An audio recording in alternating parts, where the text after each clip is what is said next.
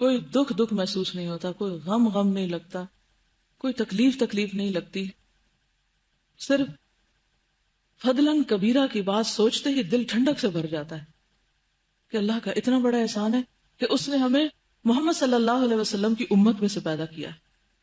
کیا ہوتا اگر آپ کا پیغام ہم تک نہ پہنچتا، ہم آپ سے پہلے آ کے دنیا میں سے چلے جاتے، یا ان لوگوں میں پیدا ہو جاتے کہ جہاں یہ میسج اس طریقے سے نہیں پہنچا جس طرح ہم تک پہنچا ہے. اس فضل کبیر پر اللہ کے شکر گزار ہوا کرے، اور یقین مانے کہ جتنے زیادہ آپ شکر گزار ہوں گے اتنے زیادہ آپ کے دل کے اندر ایک اطمینان کی کیفیت آنے لگے گی، وہ جو نفس مطمئنہ ہے. اور خصوصاً آپ یہ محسوس کریں گے کہ اگر آپ شعور سے سیرت پڑھ رہے ہیں نا، اور بیچ میں درود شریف آتا ہے تو ساتھ ساتھ درود شریف پڑھتے ہیں، تو یقینی طور پر آپ کی کیفیت بدلی ہوگی. اور اگر نہیں بدلی تو پھر آپ اس کو پڑھنے کا حق نہیں دے رہے. نسلوں تک امت کا یہ طریقہ رہا کہ جب کوئی پریشانی محسوس ہوتی تو بخاری شریف لے کے بیٹھ جاتے اور اسے پڑھنے لگتے کہ بار بار درود شریف آئے گا اور آپ کے اقوال کو پڑھیں گے، اور جب تک پڑھیں گے تو غم دور ہو چکا ہوگا. غم اور دل کے بوجھ اور ان ساری کیفیات کا جو ایک بہترین علاج ہے قرآن مجید کے علاوہ وہ درود شریف کا پڑھنا، آپ کی باتوں کا اور آپ کی سیرت کا پڑھنا ہے. کیونکہ قرآن مجید اللہ کا کلام ہے، ایک جلالی چیز ہے. جب ہم سیرت پڑھتے ہیں تو ہم اپنے آپ کو ریلیٹ کر پاتے ہیں، ایک ہیومن لیول پر ایک چیز کو محسوس کر رہے ہوتے ہیں. پھر ہمارے اندر ایک ہوپ بڑھ جاتی، ایک یقینی کیفیت آتی کہ نہیں، اٹس پاسبل، ہم کر سکتے ہیں. اور جس علم کو پڑھ کے عمل نہ بدلے وہ تو پھر صرف بوجھ ہے، گدھے کی طرح کتابیں لادنے والی بات ہے. نبوت کا آغاز اور وحی کا نزول. پھر تیسرے سال کے رمضان میں جب آپ کی عمر کا 41واں سال چل رہا تھا، یعنی 41 ایئر شروع ہو چکا تھا، آپ صلی اللہ علیہ وسلم غار حرا کے اندر ذکر الہی اور عبادت میں مشغول تھے کہ یکا یک حضرت جبریل علیہ السلام نازل ہوئے اور آپ کو وحی و نبوت سے نوازا. حضرت عائشہ فرماتی ہیں رسول اللہ صلی اللہ علیہ وسلم پر وحی کا آغاز نیند میں اچھے خواب سے ہوا. آپ جو خواب دیکھتے وہ سپیدہ صبح کی طرح نمودار ہوتا، یعنی بالکل کلیئر، واضح. پھر آپ کو تنہائی پسند آنے لگی، چنانچہ آپ غار حرا میں خلوت اختیار فرماتے اور کئی رات گھر آئے بغیر عبادت کرتے، اور اس عرصے کے لیے توشہ بھی لے جاتے، یعنی کھانے پینے کا سامان.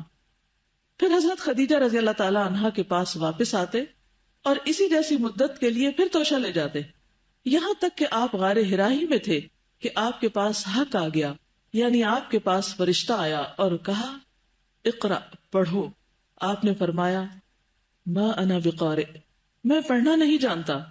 آپ فرماتے ہیں فأخذنی فغطنی حتی بلغ منی الجہد ثم ارسلنی فقال اقرأ.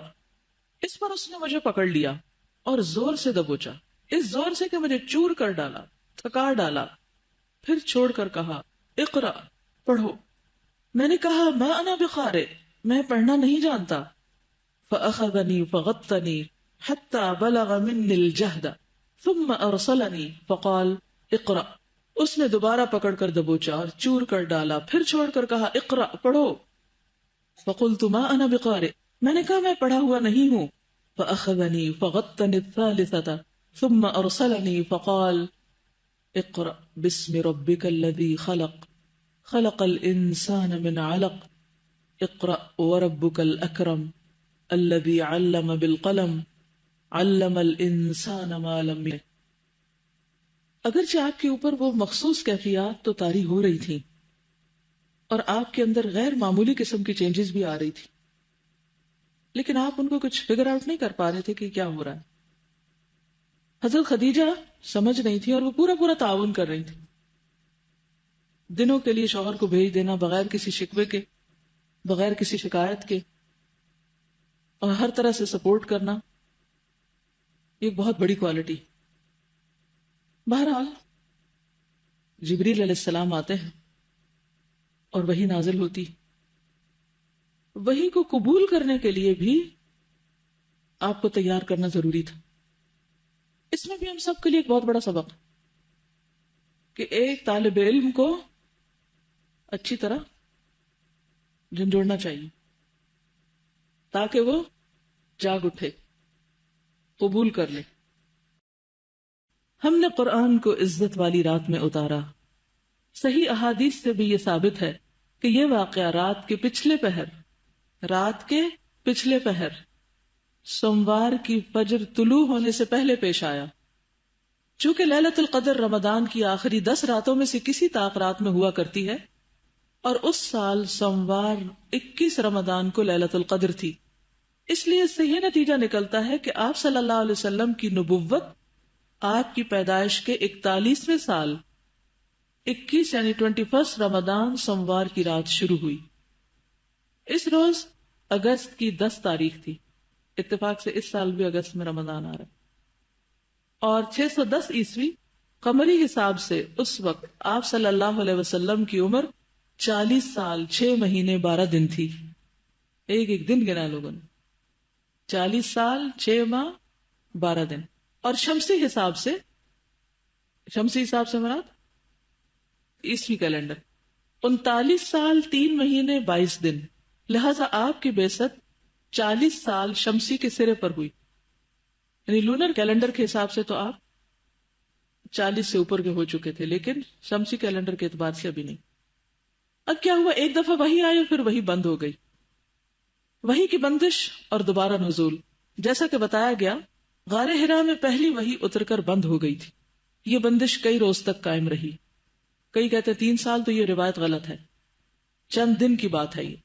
اس کی وجہ سے نبی صلی اللہ علیہ وسلم کو سخت رنج اور ملال ہوا، لیکن مصلحت الہی اسی میں تھی، کیونکہ اس طرح خوف جاتا رہا، یعنی آپ نارمل ہو گئے. معاملے کی نوعیت کو سمجھنے کا موقع ملا، اور دوبارہ وحی کی مشقت جھیلنے کے لیے صرف یہی نہیں کہ طبیعت آمادہ ہو گئی، بلکہ ایک گنا شوق اور طلب بھی پیدا ہوئی. اور آپ صلی اللہ علیہ وسلم دوبارہ وحی آنے کا انتظار فرمانے لگے. پہلے تو آپ کو ڈر لگا اور آپ نے کہا کہ مجھے اپنی جان کا ڈر ہے، اور خوف زدہ تھے. پھر آہستہ آہستہ نارمل ہو گئے. حضرت خدیجہ کی تسلی بھی ساتھ رہی. ادھر گوشہ نشینی کی بقیہ مدت پوری کرنے کے لیے آپ صلی اللہ علیہ وسلم ورقہ کے پاس سے پلٹ کر دوبارہ غار حرا تشریف لا چکے تھے، کیونکہ آپ پورا مہینہ وہاں رہتے تھے، آخری عشرہ وہاں گزارتے تھے. لہٰذا آپ پھر واپس چلے گئے غار حرا. پھر جب ماہ رمضان ختم ہو گیا اور آپ کی مدت اعتکاف پوری ہو گئی، تو حسب عادت پہلی شوال کی صبح حرا سے اتر کر مکہ روانہ ہوئے. خالی کا مشہور شعر ہے نا، اتر کر حرا سے سوئے قوم آیا، اور ایک نسخہ کیمیا ساتھ اپنے لایا. کیمیا یعنی گولڈن ورڈز. نبی صلی اللہ علیہ وسلم کا ارشاد ہے، فَلَمَّا اسْتَبْطَنْتُ الْوَادِيَ نُودِيتُ فَنَظَرْتُ عَنْ يَمِينِي فَلَمْ أَرَ شَيْئًا وَنَظَرْتُ عَنْ شِمَالِي فَلَمْ أَرَ شَيْئًا وَنَظَرْتُ أَمَامِي فَلَمْ أَرَ شَيْئًا وَنَظَرْتُ خَلْفِي فَلَمْ أَرَ شَيْئًا فرفعت رأسي فرأيت شيئا فإذا الملك الذي جاءني بحراء جالس على كرسي بين السماء والأرض فجئثت منه رعبا حتى هويت إلى الأرض فأتيت خديجة فقلت زملوني زملوني دثروني وصبوا علي ماء. اور اپنے رب کی بڑائی بیان کرو اور اپنے کپڑے پاک رکھو اور گندگی سے الگ تھلگ رہو. تو قرآن لینے کے لیے پہلی شرط کیا ہے؟ طہارت، صفائی، جسمانی بھی اور روحانی بھی. دل بھی صاف ہو، لباس بھی صاف ہو، جسم بھی صاف ہو. اس لیے خاص اہتمام کرنا چاہیے طہارت و نظافت کا جب آپ قرآن مجید پڑھا رہے ہیں. یہ واقعہ نماز فرض ہونے سے پہلے کا ہے. اس کے بعد وحی میں تیزی آ گئی، چنانچہ پے در پے وحی آنے لگی، یا کے بعد دیگرے. ان آیات سے آپ کی رسالت شروع ہوئی. پہلے آپ کو نبی بنایا گیا تھا، یہاں رسول بنایا گیا. یہ فرق ہے. چیپٹر کا نام ہے نبوت اور رسالت. نبوت میں بس صرف پڑھنے کی بات ہے، اور رسالت میں آگے پہنچانے کی. پہلا ہے خود پڑھ لو، اور دوسرا ہے آگے پہنچاؤ. آپ کی یہ رسالت آپ کی نبوت کے اتنے دنوں بعد شروع ہوئی جتنے دنوں وہی بند رہی تھی. ان آیات میں آپ صلی اللہ علیہ وسلم کو 2 طرح کے کام سونپے گئے ہیں، اور دونوں کے نتائج بھی بتا دیے گئے ہیں. ایک کام یہ ہے کہ آپ لوگوں کو اللہ کا حکم بتائیں اور بدعملی کے نتائج سے ڈرائیں. آپ کو یہ حکم قم فانذر، اٹھ اور ڈرا کے ذریعے سے دیا گیا ہے، کیونکہ اس کے معنی یہ ہے کہ آپ لوگوں کو یہ بتا اور سمجھا دیں کہ وہ جس طرح کی گمراہی اور بدعملی میں مبتلا ہیں اور غیر اللہ کی پوجا اور اللہ کی بعض صفات اور افعال اور حقوق میں دوسروں کو شریک ٹھہرانے کا جو کام کر رہے ہیں، اللہ تعالیٰ اس پر ان کو عذاب دے گا. تو سب سے پہلے کس سے روکا گیا؟ شرک سے. دوسرا کام یہ ہے کہ آپ خود اپنے اوپر اللہ کے احکام لاگو کریں تاکہ آپ کو اللہ کی خوشنودی بھی حاصل ہو اور آپ دوسروں کے لیے نمونہ بھی ٹھہرے. یہ حکم بقیہ آیات میں دیا گیا ہے. چنانچہ وَرَبَّكَ فَكَبِّرْ کا مطلب یہ ہے کہ آپ بڑائی اور کبریائی کے لیے اللہ ہی کو خاص کر لیں، اس میں کسی اور کو اس کے ساتھ شریک نہ کریں. اور وَثِيَابَكَ فَطَهِّرْ کے بظاہر معنی یہ ہے کہ کپڑے اور جسم پاک رکھے، کیونکہ اللہ کے سامنے نجاست اور گندگی کے ساتھ کھڑے ہونا ٹھیک نہیں. مگر محققین کے نزدیک اس کے معنی یہ ہے کہ اپنی روح کو پاک اور منزہ رکھیں. اور وَالرُّجْزَ فَاهْجُرْ کا معنی یہ ہے کہ اللہ کی ناراضگی اور عذاب کے اسباب سے اور قوم کی بدعمالیوں، گندگیوں اور آلودگیوں سے الگ ہو جائیں. اور وَلَا تَمْنُن تَسْتَكْثِرْ زیادہ چاہنے کے لیے احسان نہ کر کا مطلب یہ ہے کہ اس دنیا میں احسان کے بدلے کی خواہش اور امید نہ رکھیں، بلکہ یہ سمجھ لے کہ یہ مشکلات اور آزمائشوں کا راستہ ہے. لہذا اپنی قوم کا دین چھوڑنے اور ایک اللہ کی طرف بلانے پر تکالیف اور دشواریاں سہنے کے لیے تیار رہیں. حضرت عائشہ کہتی ہے کہ بعض اوقات وہی نازل ہو رہی ہوتی ہے اور آپ سواری پہ ہوتے، اونٹنی پہ ہوتے، تو جانور اپنی گردن زمین پہ ڈال دیتے، یعنی اونٹنی اپنی گردن جھکا دیتی اور یوں لگتا کہ جیسے وہ کمر ٹوٹ جائے گی اس کی، اتنا بوجھ ہوتا تھا. حضرت اسما کہتی ہے کہ جس وقت نبی صلی اللہ علیہ وسلم پر سورۃ المائدہ مکمل نازل ہوئی تو ان کی اونٹنی کی لگام میں نے پکڑی ہوئی تھی، اور وہی کے بوجھ سے ایسا معلوم ہوتا تھا کہ اونٹنی کا بازو ٹوٹ جائے گا، یعنی چرچرا رہی تھی ایک طرح سے. پھر اسی طرح یہ تھا آپ کو فکر ہوتی تھی کہ کہیں میں بھول نہ جاؤں، تو آپ جلدی جلدی اس کو پیچھے دہرانے لگتے، جس کا ذکر سورۃ القیامہ میں آتا ہے. اللہ تعالیٰ نے فرمایا کہ لا تحرک بہ لسانک لتعجل بہ، آپ تیز تیز اس کو مت دہرائیں. ان علینا جمعہ وقرآنہ فاذا قرأناہ فاتبع قرآنہ، یعنی کہ سورت نازل ہو رہی ہے، بیچ میں آپ کی کیفیت دیکھ کے سبق روک کے پہلے کہا نہیں ایسے نہیں پڑھنا، پھر اس کے بعد آگے. ان سب چیزوں میں ہمارے لیے سیکھنے کی باتیں.